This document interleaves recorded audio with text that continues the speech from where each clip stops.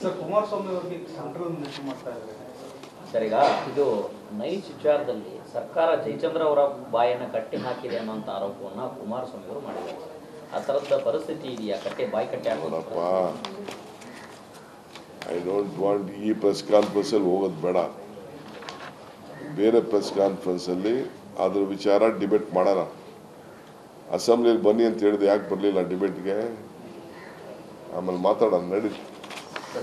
ದೇವೇಗೌಡರು ಒಂದು ಮಾತು ಹೇಳ್ತಾರೆ ಸರ್, ಸಿದ್ದರಾಮಯ್ಯ ಮತ್ತೆ DK ಅವರಿಂದಲೇ ಕಾಂಗ್ರೆಸ್ ಅಂತ್ಯ ಅಂತ.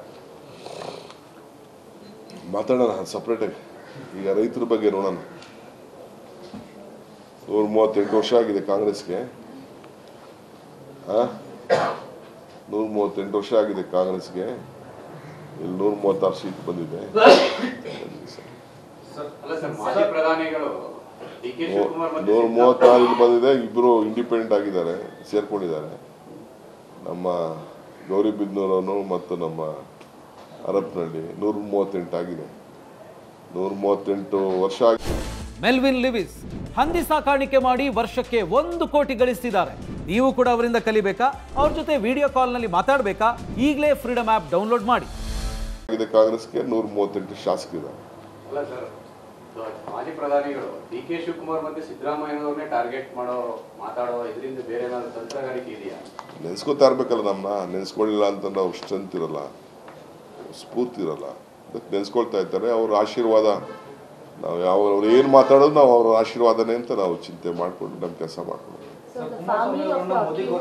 ಸರ್ ಕುಮಾರಸ್ವಾಮಿ ಅವರಿಗೆ ಸೆಂಟ್ರಲ್ ಮಿನಿಸ್ಟರ್ ಮಾಡ್ತಾ ಇದ್ದಾರೆ ಸರ್. ಈಗ ಇದು ನೈಸ್ ವಿಚಾರದಲ್ಲಿ ಸರ್ಕಾರ ಜಯಚಂದ್ರ ಅವರ ಬಾಯನ್ನು ಕಟ್ಟಿ ಹಾಕಿದೆ ಅನ್ನೋಂಥ ಆರೋಪವನ್ನು ಕುಮಾರಸ್ವಾಮಿ ಅವರು ಮಾಡಿದ್ದಾರೆ.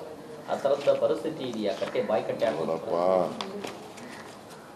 ಐ ಡೋಂಟ್ ವಾಂಟ್ ಈ ಪ್ರೆಸ್ ಕಾನ್ಫರೆನ್ಸಲ್ಲಿ ಹೋಗೋದು ಬೇಡ. ಬೇರೆ ಪ್ರೆಸ್ ಕಾನ್ಫರೆನ್ಸಲ್ಲಿ ಅದ್ರ ವಿಚಾರ ಡಿಬೇಟ್ ಮಾಡೋಣ. ಅಸೆಂಬ್ಲಿಯಲ್ಲಿ ಬನ್ನಿ ಅಂತ ಹೇಳಿದೆ, ಯಾಕೆ ಬರಲಿಲ್ಲ ಡಿಬೇಟ್ಗೆ? ಆಮೇಲೆ ಮಾತಾಡೋಣ, ನಡಿ.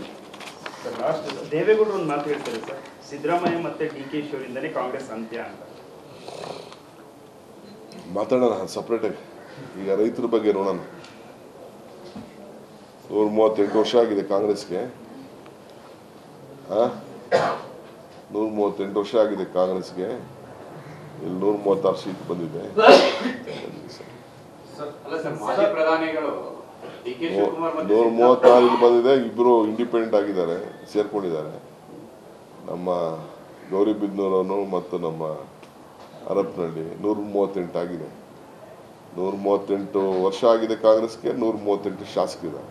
ಅಲ್ಲ ಸರ್, ಮಾಜಿ ಪ್ರಧಾನಿಗಳು DK ಶಿವಕುಮಾರ್ ಮತ್ತೆ ಸಿದ್ದರಾಮಯ್ಯನವ್ರನ್ನೇ ಟಾರ್ಗೆಟ್ ಮಾತಾಡೋ ಇದರಿಂದ ಬೇರೆ ಏನಾದ್ರು ತಂತ್ರಗಾರಿಕೆ ಇದೆಯಾ?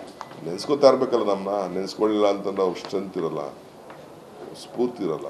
ಅದಕ್ಕೆ ನೆನೆಸ್ಕೊಳ್ತಾ ಇರ್ತಾರೆ. ಅವ್ರ ಆಶೀರ್ವಾದ ನಾವು ಅವ್ರು ಏನು ಮಾತಾಡೋದು ನಾವು ಅವ್ರ ಆಶೀರ್ವಾದನೇ ಅಂತ ನಾವು ಚಿಂತೆ ಮಾಡಿಕೊಂಡು ನಮ್ಮ ಕೆಲಸ ಮಾಡ್ಕೊಂಡು.